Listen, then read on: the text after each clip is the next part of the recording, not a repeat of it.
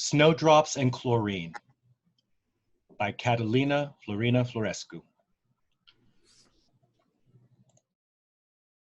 At the beginning of the 20th century, operating rooms were called surgery theaters because they were designed in such a way that, similar to people attending cultural events, those in the audience could observe the body being cut open, operated on, and sewn back. Moreover, at the end of these surgeries, people applauded. Imagine a sterile universe being humanized by people observing and learning. Imagine doctors being seen not as miracle, mysterious forces, but as trained specialists. Imagine seeing the body without any clothes, its strength and fragility presented seamlessly before people's naked eyes. Characters: Gabby, 45 to 50, a lawyer. Teddy, 30 to 35, former fitness instructor, former sprint champion.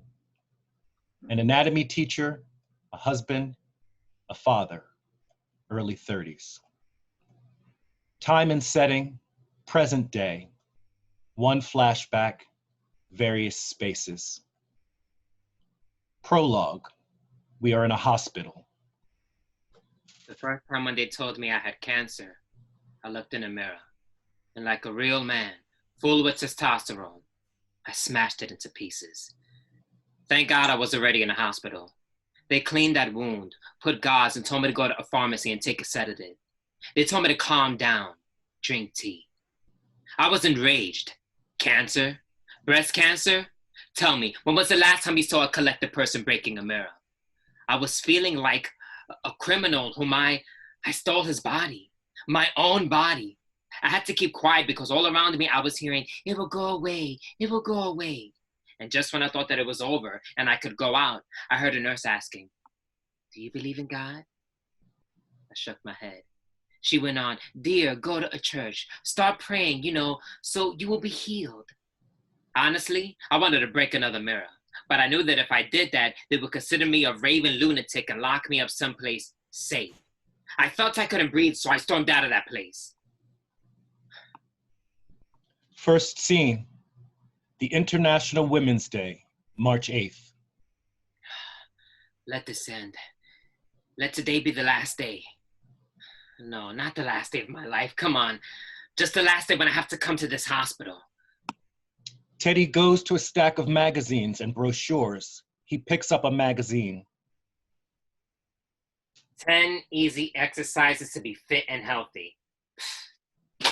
He throws the magazine towards a poster that reads, "Mens sana in corpore sano." Mensana my ass. I was a junior sprint champion. I used to be a fitness instructor. I came home with gold medals. I had dreams. Where's the nurse? Hello? He points to the phone. I can't believe this douchebag got married. All he cared for was to eat and sleep. Eat and sleep. Okay.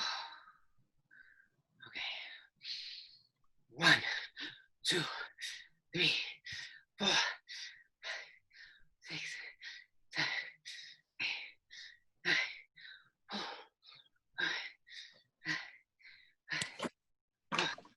Ooh!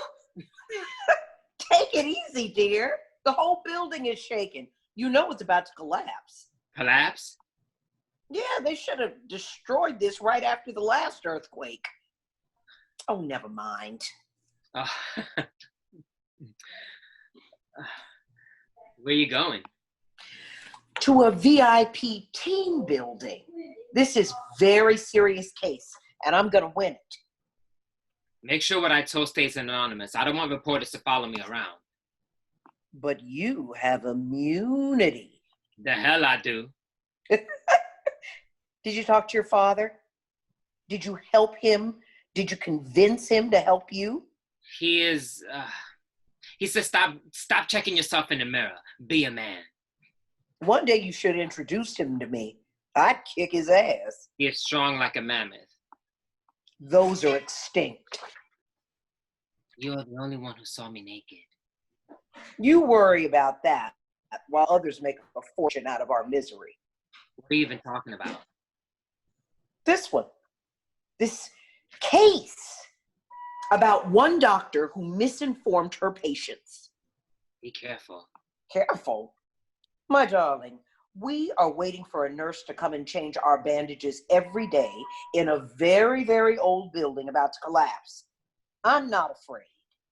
Only those who are cowards are afraid. The lights go off. The spotlight returns to illuminate the poster of Mens Sano in Corpore Sano. And another one, cancer is cured with a smile. Teddy, keep doing that. Don't give up that smile, see? Cancer is gone. Laughter does cure everything. That and chlorine. I wash my clothes twice after each hospital visit. Really? This smells like hours of waiting, hoping, crying, and a little bit of menthol, a touch of fleur de Provence, dirty money, and chlorine. They invest in our bodies. Yep, with chlorine. Where is the nurse? Ugh. Oh my God, Teddy! Today is March 8th. So what? Women don't go to work today.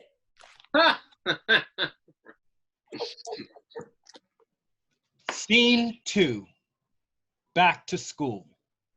The previous hospital waiting room becomes a classroom. I'm saying, yeah, you know what I'm saying? All right. Oh. Teddy and Gabby play new roles as if they are reversed to their teen years. An anatomy teacher enters. What? Good morning. Yeah. Quiet down. What? Today is a difficult day. How come? Today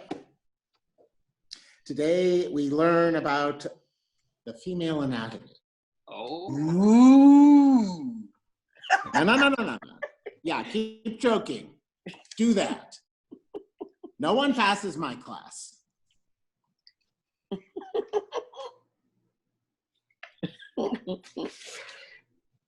Why did you say it was a difficult day? You will see. On a screen, we can see the female anatomy schematically. Now, last week we learned about the male anatomy. Just examine this image. If you come to think about it, there really are a few differences. Look. Did you speak with the religious studies teacher? About what? Well, am I allowed to speak?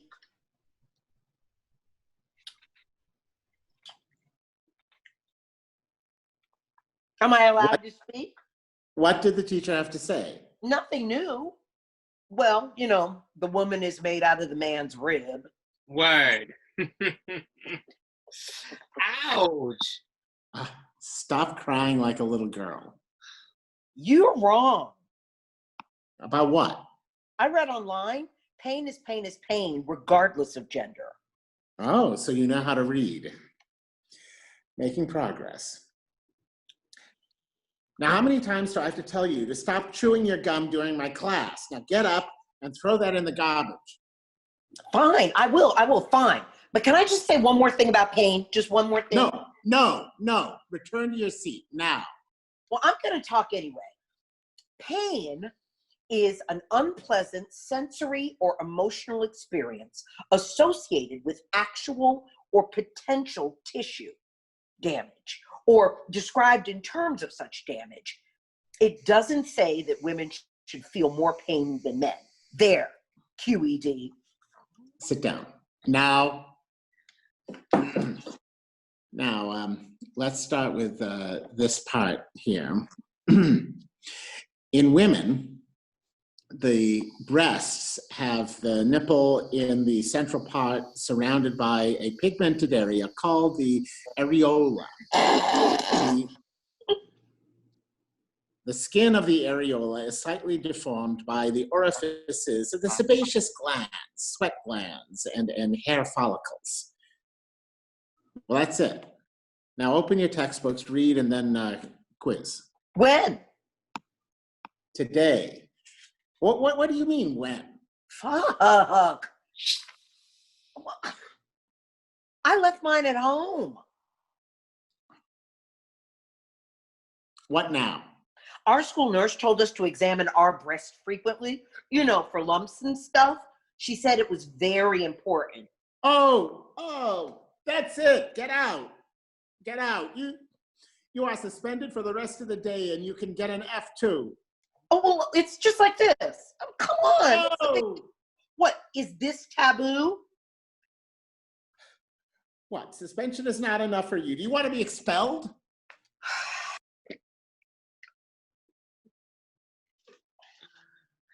Sorry. From that, we move to Freedom by Yoko Ono.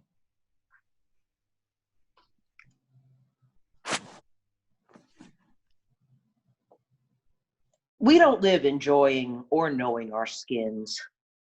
Take me, for example. I lost 40 years thinking I had to follow what I was told in schools, from my teachers, in church by the priest, in bed by my partners. On TV, from all the ads to products to make you feel younger, prettier, more desirable. My body is so different than what is photoshopped in those magazines. My body has wounds. This one here, that's from chicken pox. And this one is from pretending that I was a gymnast. And these are from when I had my mastectomy. Why do we learn that pain and learn about pain only when a needle is inside our veins and a bandage is soaking with blood? Teach the student something real for once. Like a normal cell divides and copies its DNA into 2 new cells. As scientists have noticed, following a mathematical model based on DNA sequencing and epidemiological data, during this otherwise normal process, mistakes will occur. It is believed that these mistakes could have the potential to become cancer mutations. 2/3 of all recorded forms of cancer are such random mutations. The other part, to complete the whole, is related to hereditary factors, poor care for our bodies, and or exposure to polluted environment and carcinogens.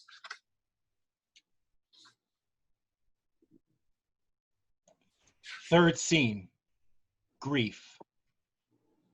A husband is seated who looks with affection in a photo album. The bitter taste of loneliness. My story? The team of doctors said my wife should have an abortion. She was pregnant and her cancer would have brought complications to the fetus. They said we were young and had time to have babies, so we listened, we agreed. We cried and accepted to go on with the abortion, and then she started her chemotherapy. She started to lose her hair. Couldn't walk properly, so I bought her a cane. She smiled. At first, I hadn't realized. Then she said, "Charlie Chaplin?" She adored him. When we were in college, we watched all of his movies, and she loved that cane, and she pretended she was Chaplin. Months passed. We thought our agony was about to end soon. We flew to Canada and we visited her cousin. She said, my wife should not have had chemotherapy. We both laughed. Her cousin was serious. I don't lie. Did they give you the Oncotype DX test? We shook our heads. I called you several times. I even left messages on your answering machine. She called the wrong number. Now that we knew about the test, it was too late. We were furious. We came back home. We tried, and we tried to have a child. It was impossible. My wife was now cancer-free, but could not get pregnant.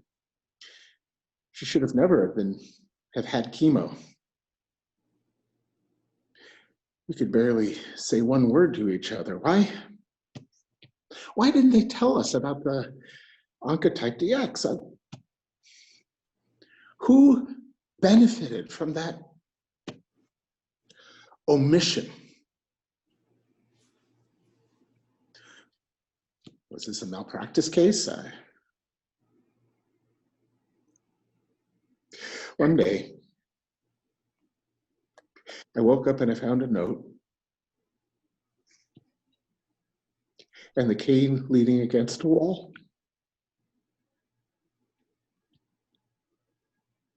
And that's all I have left of her. Of us. Each day, each night, I keep tormenting myself. What the fuck is cancer? Fourth scene, get real. A courtroom. Your Honor, members of the jury, audience.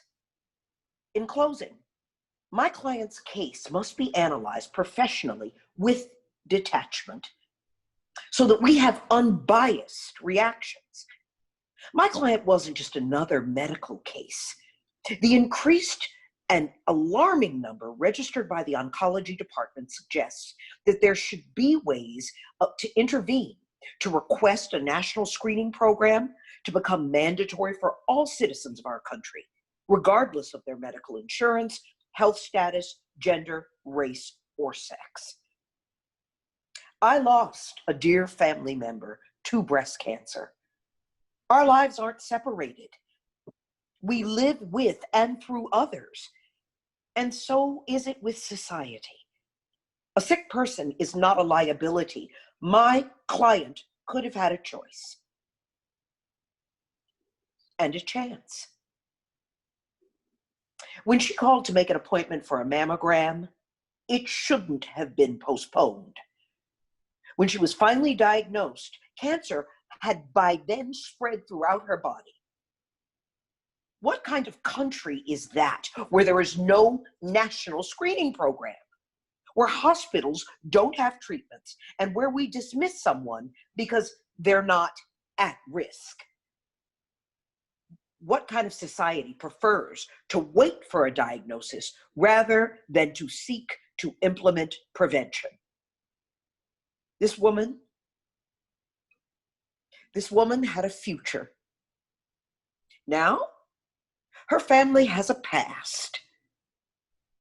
The tragedy of this family could happen to anyone. And then would we care?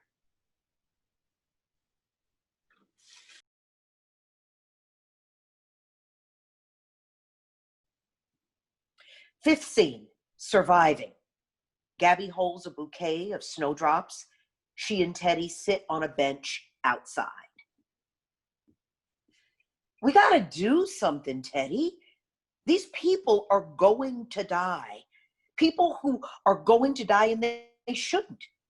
Do you know what the definition of a hospital is? A place where dreams die. Wrong.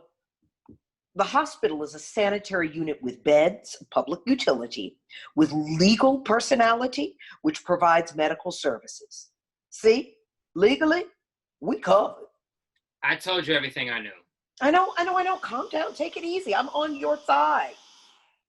But those funds, Teddy, they were supposed to reach you. And they weren't for pink ribbons and pink banners and pink... I know. Look, I can't go on like this. 2 full years, 24 months, 17,520 hours, 1,051,200 minutes, 630,072,000 seconds. Cancer, cancer, cancer, cancer. There must be other words. I can't take it anymore. Oh, Teddy, look at me. We've had this conversation before. I know it's too much. I know, and I agree. But hey, you're still alive. I am mutilated. Oh, our body's scar. Underneath our skin, there are landmines ready anytime to explode. I did follow all the ads on TV. I ate healthy. I was a national champion in the sprint junior competition. This is not my body. I want to break something.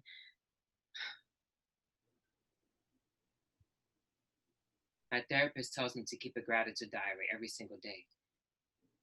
I told him, what if one day I can't get off of bed, or I vomit, or I can't crawl out of bed, or I can't crawl on the floor because of the pain? Or what if I feel less than a man? He said, just write. I did not write one single word.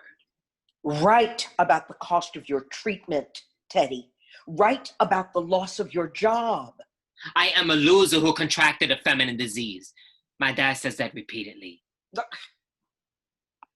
When I told you that my administrative assistant, remember when I told you that I had told my administrative assistant that I had great chances of being diagnosed with breast cancer. And she asked if she could be excused. And I thought she didn't want to look into my eyes. So I said, fine, take the day off. After an hour, she came back, handed me a gift bag and said, that's all I could find.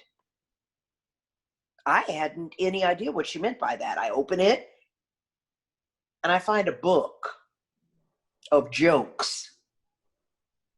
I went to the store, she said, and I asked what they could recommend for cancer. And there was this old gentleman who joked, votive candles. And she's like, no way, my boss would fire me. And then she said, I looked around and I picked up the first book that touched my fingers, randomly. Teddy, cancer is not feminine.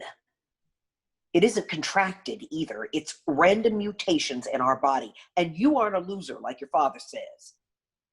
And if he doesn't believe that, why doesn't he come here in this hospital?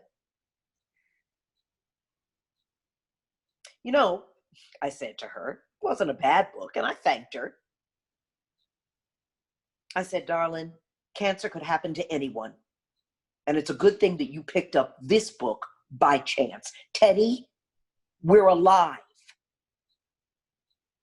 You go to therapy?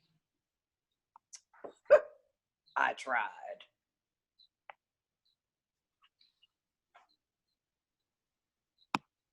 I was in the courthouse and the phone started to ring. I always turned off my phone at work. Later, when I got home, I noticed that there were 7 missed calls. The first one was from a colleague. He wanted to run a case by me to hear my opinions. Another call was from my travel agent. She wanted to tell me about this great deal to go to Côte d'Azur. And the third call was from my neighbor. She was yelling into the phone to boil water when I came home because a pipe exploded again. Then I forgot the last phone. Good afternoon. We are calling from the lab. We have your results from your BRCA test. Please give us a call when you have a free moment. Thank you and have a great day.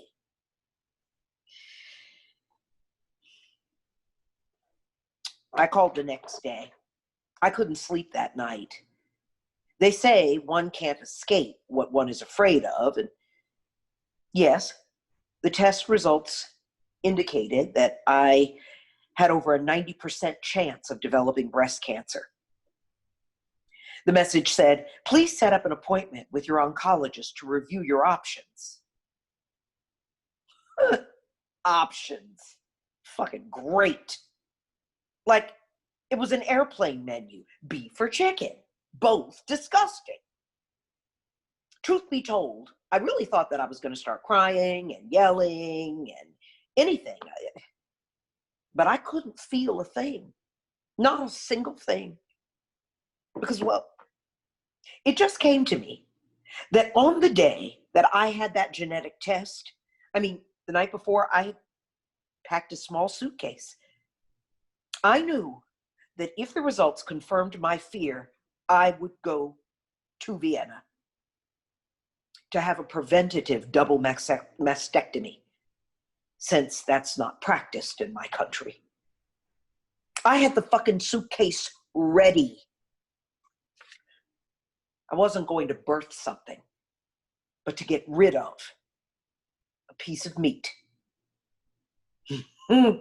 Vienna, Waltz, Schnitzel, Apfelstrudel, and yes, a double preventative mastectomy.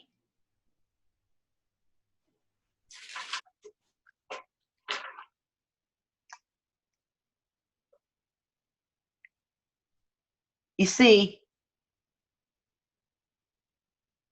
when I came back from my trip, my colleagues found out. They begged me to take as much time as I needed to heal myself, and that this was wonderful. But then I overheard them talking. Yeah, double surgery. Shouldn't have breasts anymore. Yeah, it's true. I mean, is the procedure safe? Is she sane? I don't know. I've never even heard of that kind of surgery. Who takes their breasts off before a diagnosis?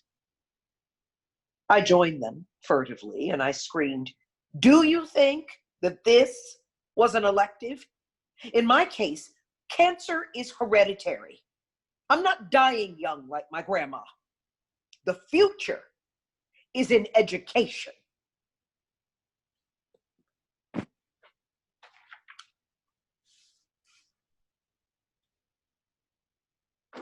"16, recess. Gabby and Teddy are back to their younger selves. They browse through a Playboy magazine. Ah, these women, do they even know how they're being used? They get paid. They should unionize. I mean, I'd never show my boobs off for... How much do they get? I don't know. Listen, what's our plan? When the teacher talks about the female body, we pull this out. You make a scene. By now, everybody knows you have a big mouth.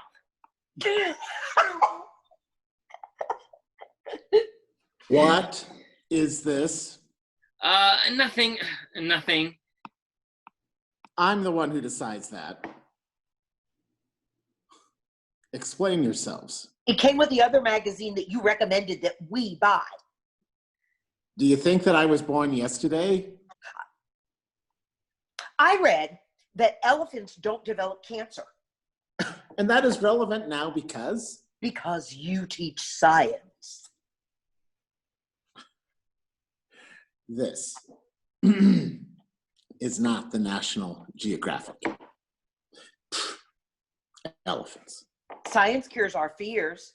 Now, did you know that Stop I talking. read in all the bones in the body that they're connected, except the hyoid? Isn't that cool? That plus elephants. Get back to your seat. Okay, one of these days, you'll be sorry for your smartness. I'd find a way to teach you something about that tongue of yours. Teach me what? That I can't speak my mind? I can speak my mind. Ugh.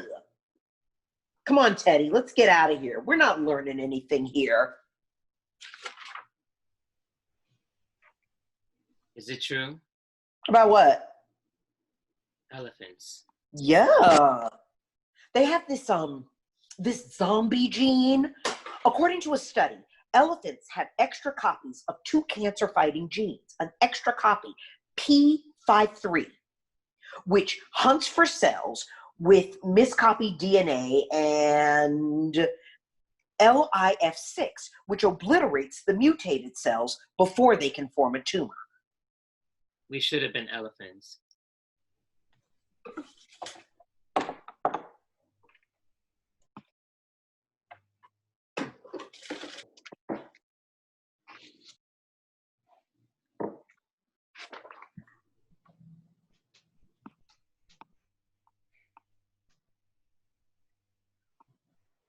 Seventh scene. My body breaks in my hands. Cancer is a war with you and with others. Once a body breaks, you see your broken pieces scattered all over the house because you can't go out. Not with a body that has betrayed you. You isolate yourself. You ask the same questions over and over again. When you are done with this phase, you feel exhausted and snap at everyone. I am the first one in my family to be diagnosed with breast cancer. My father even said, you. Now everybody laughs in our faces. I have his eyes, the thickness of his hair. I mean, used to, sort of, but cancer. Look, in my case, it is not hereditary. Do you know what I hate more than cancer? Any cut, big or small. I can't stand to see knives or scalpels or fuck, I can't even cut a loaf of bread. To cut a slice of bread? Do you get what I'm saying? I'd rather bite into bread than cut it. I used to be a professional athlete. I loved to reach the finish line and smile and take my shirt off and circle it triumphantly above my head. I started to run to get away from all those bullies. They were constantly making fun of me. And then I wanted to run to escape all sorts of realities. And I discovered that I wasn't even trying to run away from anyone or anything anymore. I discovered that I loved running. I was good. I was selected to participate in local and national competitions. I came back with gold medals, and I was so proud to show them to my father. Dad, look, another gold medal. Aren't you proud of me? And he looked at the medal, threw it on the ground, and said, did they give you any money? I wanted to run away from my father. I looked with envy at the American athletes. They had everything. Great facilities to train in. I wanted to be like them. I was rejected. I was told, you should have come when you were younger. 1-2 more years top, after which you retire. You are too old now. I thought they were right. Then boom, I got cancer. Statistically speaking, I was too young to get the disease. Damn it, too old, too young. First, I was fine paying for my treatments. Then I was on medical leave, but my cancer was not over. So I pleaded with my bosses. They said, no, I could not have an increase in my salary. Based on what? That I had cancer? Or were they a charity? One day I left a message on my phone. They left a message and they said they found a replacement for me. That I was fired. I could not afford, I just couldn't afford to pay for chemotherapy on my rent, so... Flashback, father enters. I don't know what else to do. Thank you for meeting me. Look, here. You have all you need. You are the ideal candidate to get funds for them, so read this carefully. Thanks, but is there maybe another page? Are you sure? Absolutely sure? Yeah, I told you on the phone. I made myself clear. They claim they would help anyone who cannot afford treatment. They say that the health of the patients is more important than the bills. Why, I know, but tell me again, why are you doing this? Well, because my daughter died. They kept postponing sending the payment to the hospital, and those bastards were delaying treatment. I requested my daughter to be transferred to a hospital in Turkey. I made the arrangements there. All I needed was their signature. But they kept saying, the money will be wired. Yes, today. Today never happened. You should denounce them publicly. What is with you? I told you repeatedly that I had already filed a lawsuit against them. In fact, I should hear the sentence soon, and if that is not in my favor, I will continue my fight. My daughter is dead. Save yourself. The father exits. Flashback ends. 2 years, 24 months, 17,520 hours, 1,051,200 minutes, 630,072,000 seconds. Cancer, cancer, cancer, cancer.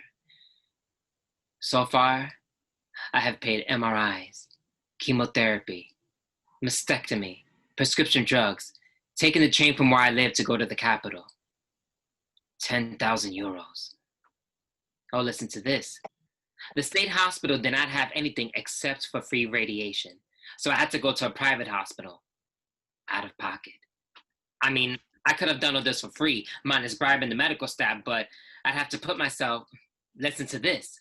A patient trying to save his skin is put on a waiting list. My dad was making fun of me. Last time I had to stay in line and wait for something was during communism. We needed milk, so we woke up at 4 a.m. and waited for hours. I am not waiting in line for your breast cure. I was not waiting in line, like literally doing that. I was on a waiting list. Gabby enters but doesn't say a word. She looks at Teddy. When you're about to die because of indolence, you have all the time in the world to read. According to a documentary conducted by the Institute of Public Policies, it resulted that while some prescriptions fluctuate their price, for reasons that are mysterious to say the least, they eventually become unavailable. They disappear from the market. It appears that big companies, when they see this trend, they calculate their loss. They say, why should we make a deal with your hospital if the price we negotiate first is not honored? At the end of the day, we lose money and we risk to back up our company. That's not worth it. Do you know what that means? Greedy managers renegotiate the price of drugs as they please, while patients are on waiting lists. 8th scene. These wolves that my skin perspires. One day,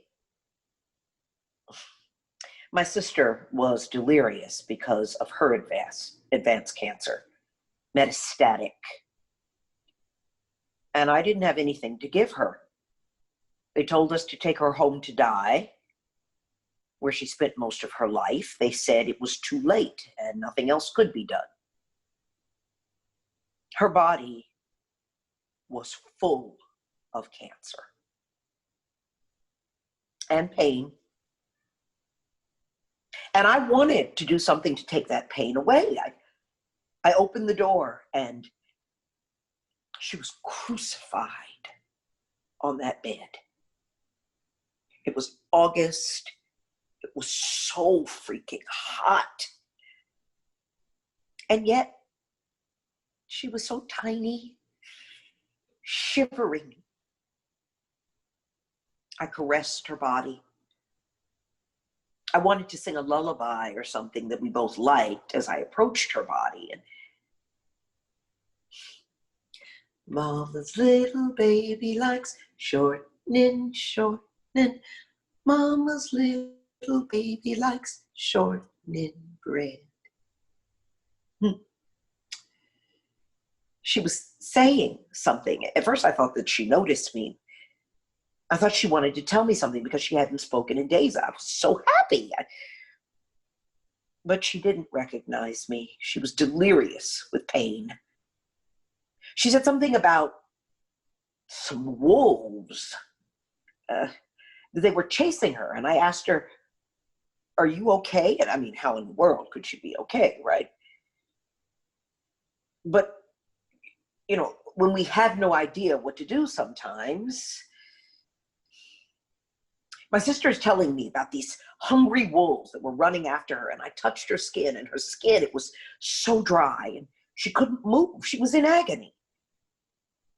And I went to the hospital, and I demanded to have a nurse sent home. And they told me that they were understaffed. They gave me a vial of morphine and instructed me how to administer it to my own sister.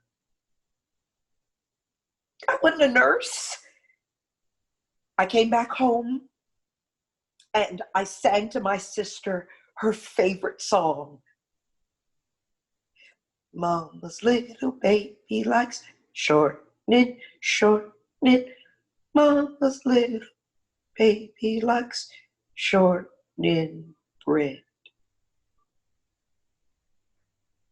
And I poured morphine into her veins to quiet her pain, to stop those wolves from chasing. After she died, months later, I was watching a TV show on the Discovery Channel, and it was about wolves. And I started to cry. I finally saw the wolves that were running after my sister. It's funny how the brain works, right? I had goosebumps all over my skin. My sister's cancer was so advanced that these wolves were actually trying to eat what was left of her to make her pain go away, taking her body away too. And I found myself crying so hard. I heard a knock on my door, and it was my neighbor, and she says, "Are you okay?" And I collapsed in her arms. We went out for a drink, and I told her about my sister's cancer and about my own genetic test. I told her to go back home, undress herself, and touch every inch of her body. Call the doctor and ask for a mammogram. I told her to touch and love her body. As we were deep into our talk, I saw two men approaching, and one of them was a foreigner. He came as an exchange student, and, you know, there had been civil war in his country, and he decided to stay here. He had learned our language. He had a beautiful accent. And I asked him to repeat after me what I was saying. And it was as if I asked him to repeat after me cancer. And it was as if hearing him say cancer for the first time, because he was saying it differently, I realized that this illness is always new. We dive into the unknown every freaking time, and it's not our fault that our bodies break. I made call after call after call after call, and now it's official. A mammogram is requested yearly for each person. And the best part, it's free.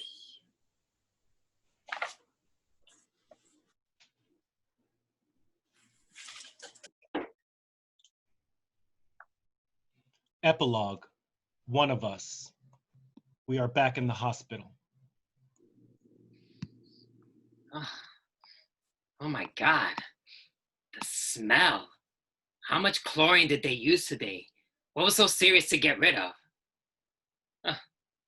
Look, they took those posters off the wall. They must have cured cancer. Then why am I here?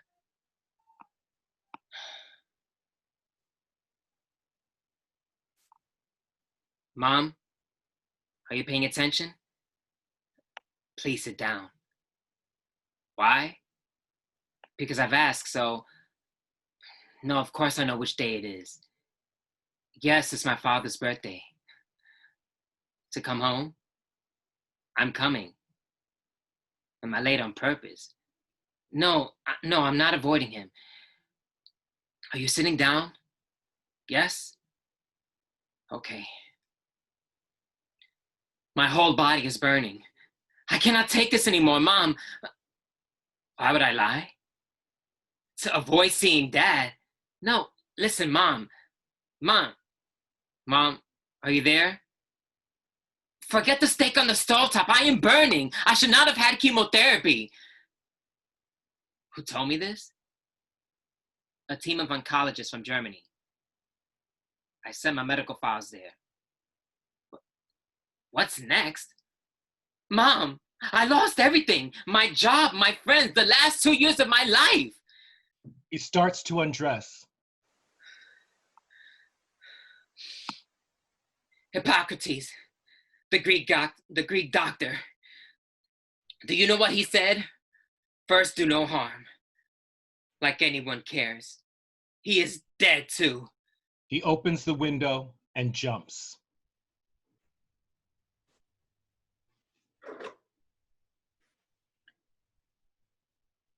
Cancer kills 140 Romanians daily, and it is diagnosed late. According to the data presented by the Federation of Cancer Patients Associations, the lack of information and screening programs is the main cause for the late detection of the disease. To this day, the Federation also called for a national oncology plan, which could help change things. To this day, although there are funds, a visible national screening program does not exist in Romania.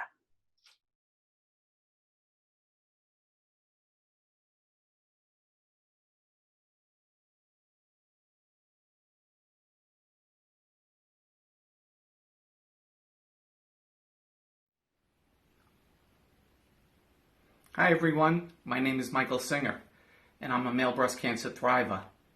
I was diagnosed with male breast cancer back in 2010. I was affectionately known as a 1%er. We're 1% of the breast cancer population, but approximately 2,600 men are going to be diagnosed this year with male breast cancer. And unfortunately, 500 of those men are going to die due to the latter stages of their disease because they're embarrassed about their disease. They didn't know about the early warning signs of their disease. And men I come in contact with are still embarrassed about their disease. I'm different than the character Teddy in this play, Snowdrops and Chlorine. I had amazing support from my wife, from my family, and from my friends. You see, I wasn't the first person in my family to get breast cancer. My sister Joanne got breast cancer 2 years before my diagnosis. She was diagnosed stage 4 de novo, and she was metastatic. She died within a year of her diagnosis. So unfortunately, breast cancer did run in my family. And I'm just thrilled that you guys are doing this play and helping raise awareness about male breast cancer. And to my friends in Romania, I want to say hi. Please don't be embarrassed like I was when I first got diagnosed. And thanks again for tuning in. And remember, men have breasts too.